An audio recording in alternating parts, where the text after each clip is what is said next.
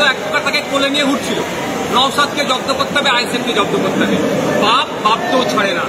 আরাবুল সাহেব সরকার সাহেবকে সাথে নিয়ে পঞ্চায়েতে যে হিংসা করেছে, আমাদের 3টে কর্মীকে খুন করেছে, সাধারণ মানুষকে উপরে অত্যাচার হয়েছে, আমাদের কর্মীর গুলিতে পা কেটে গিয়েছে, পেটে গুলি মেরেছে, অনেক ক্ষয়ক্ষতি করেছে।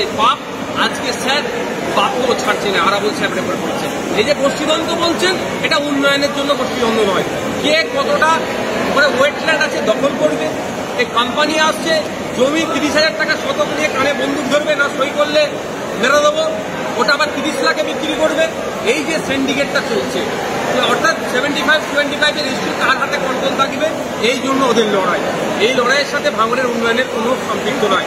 এরা ভাঙড়ে কিভাবে হসপিটালটা সুপার স্পেশালিটি হসপিটাল হবে, ভাঙড়ে কিভাবে মেডিকেল কলেজ হবে, ভাঙড়ে কিভাবে গার্লস কলেজের একটা হয়, আমি গার্লস কলেজের দাবি করেছি বিধানসভায়, ভাঙড়ে কিভাবে একটা স্পোর্টস কমপ্লেক্স হবে, ভাঙড়ে হিমঘরটা যাতে দ্রুত হয়, হিমঘর জমি শুধু পড়ে আছে, তার জন্য এদের লড়াই নয়। এদের লড়াইটা হচ্ছে কে কত কামাতে পারবে।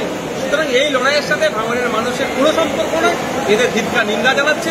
ভাঙড়ের বিধায়ক হিসাবে আমি এতটুকু চাইব, ভাঙড় শান্ত থাকুক, কোনো রকমভাবে হিংসা ভাঙড়ে না ছড়ায়।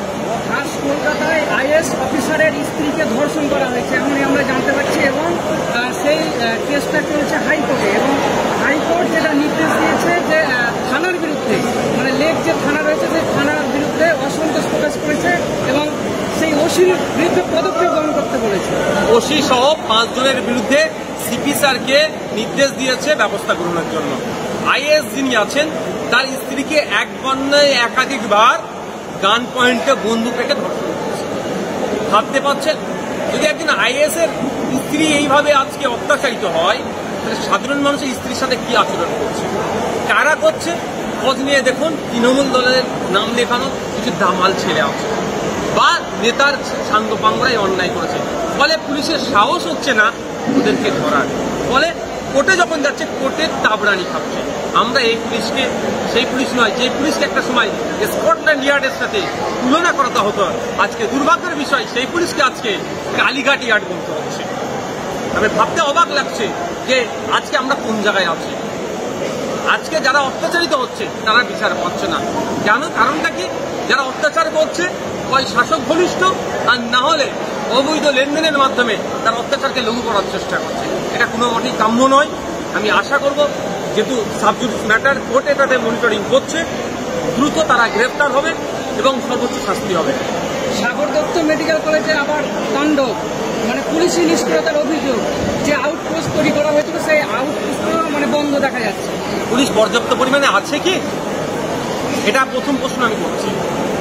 বন্ধ কেন আছে? পুলিশ কি নিষ্ক্রিয় কেন আছে? পুলিশ ওখানে সক্রিয় থাকবে কিভাবে? পুলিশ যেই পরিমাণে পুলিশের ওখানে ডিপ্লয়মেন্ট হওয়া দরকার সেই পরিমাণে নয়। একটা পুলিশকে খোঁজ নিয়ে দেখুন, আপনার 18 ঘন্টা 20 ঘন্টা করে ডিউটি করতে হচ্ছে। পুলিশের শূন্যপদের সংখ্যা বেড়ে যাচ্ছে, আর মমতা দিদিমণি থানার সংখ্যা বেরিয়ে যাচ্ছে। পশ্চিমবঙ্গে প্রায় 1.5 লক্ষের অধিক শূন্যপদ আছে পুলিশের, সেটা পূরণ করা হোক না। তারপরেও বলবো, সাগর দত্ত মেডিকেল কলেজে যেভাবে ডাক্তারদের উপরে হামলা হয়েছে, ধিক্কার নিন্দা জানাচ্ছি। অবিলম্বে চিহ্নিত করে যারা হামলাকারী আছে তাদের বিরুদ্ধে প্রশাসন কঠোর ব্যবস্থা নেই, না অন্যথায় এইগুলো বাড়তে থাকবে। আমরা চাই না কোনোভাবেই আমাদের ডাক্তারদের উপরে আক্রমণ হোক, আমাদের হসপিটাল ভাঙচুর হোক। শামশেরগঞ্জে যেভাবে গঙ্গা ভাঙন হচ্ছে, একের পর এক দোতলা একতলা বাড়ি, পাকা বাড়ি, মানুষের শেষ সম্বলটুকু চলে যাচ্ছে, কিন্তু সাধারণ মানুষ হাহাকার করছে। তাদের জন্য পর্যাপ্ত ত্রাণের ব্যবস্থা করা হচ্ছে না সরকারের তরফ থেকে, কিংবা তারা যে কোনো জায়গায় থাকবে সেই ব্যবস্থাটুকু পাচ্ছে না ঠিকভাবে। কি বলবেন পুরো বিষয়টা নিয়ে? গঙ্গা ভাঙন আজকে সমস্যা নয়, দীর্ঘদিনের সমস্যা। আমি নিজে 2বার শামশেরগঞ্জ ভিজিট করেছি। ভিজিট করে গিয়ে বিধানসভাতে তথ্য নিয়ে, মুর্শিদাবাদ জেলার থেকে তথ্য, মালদা জেলা থেকে তথ্য নিয়ে এই এলাকার গঙ্গা ভাঙনের বিষয়টা নিয়ে স্থাপন করেছি এবং সেখানে প্রস্তাব রেখেছিলাম যে এখানে একটা মাস্টার প্ল্যান তৈরি করতে হবে।